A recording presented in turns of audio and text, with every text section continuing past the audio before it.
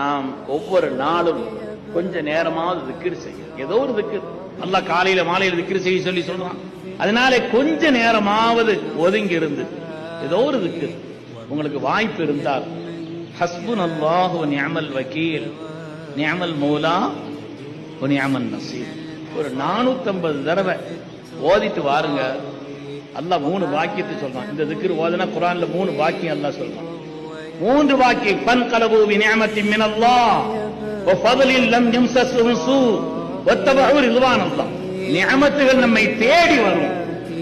இந்த திக்ரை ஓதினால் நிஅமத்துகள் நம்மை தேடி வரும் அல்லாஹ் சொல்கிறான்.